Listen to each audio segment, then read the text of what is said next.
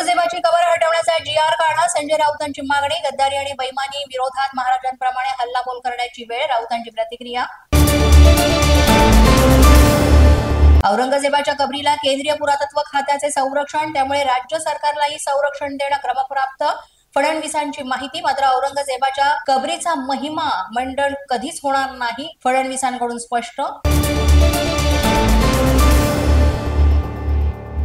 नागपूरमध्ये औरंगजेबाची कबर कायमची नेस्तनाबूत करावी या मागणीसाठी विश्व हिंदू परिषद आणि बजरंग दलच्या कार्यकर्त्यांकडून आंदोलन. नागपूरमध्ये महाल परिसरामध्ये छत्रपती शिवाजी महाराज चौकामध्ये गोविंद शेंडे यांच्या नेतृत्वात आंदोलन.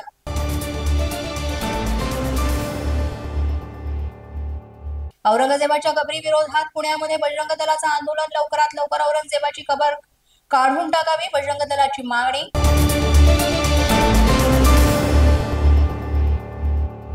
छत्रपती संभाजीनगरमध्ये विश्व हिंदू परिषदेचं आंदोलन. औरंगजेबाची कबर हटवण्याच्या मागणीसाठी विश्व हिंदू परिषदेचं आंदोलन. आंदोलकांना जिल्हाधिकारी कार्यालयाच्या दारावरच अडवलं.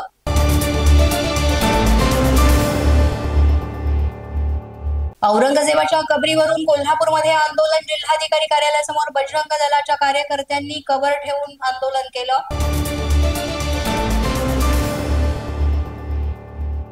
पुरातत्व विभागाकडून खुलताबाद मधील औरंगजेबाच्या कबरीची पाहणी. एकीकडे कबर हटवण्याची मागणी सुरू असताना पुरातत्व विभागाचे अधिकारी राजेश वाकलेकर यांनी पाहणी केली. राष्ट्रवादी अजित पवार गटाकडून संजय खोडके यांना विधान परिषदेची उमेदवारी. खोडक्यांकडून उमेदवारी अर्ज दाखल. संजय खोडके हे अजित पवारांचे निकटवर्तीय.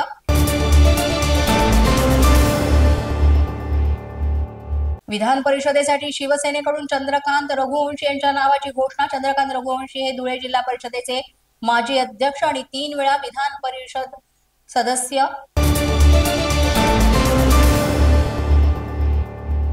सतीश भोसले उर्फ खोक्या पोलीस कोठडीमध्ये अन्नत्याग आंदोलन करणार.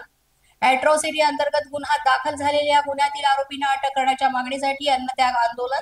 त्याबाबत पोलीस अधीक्षकांनाही निवेदन.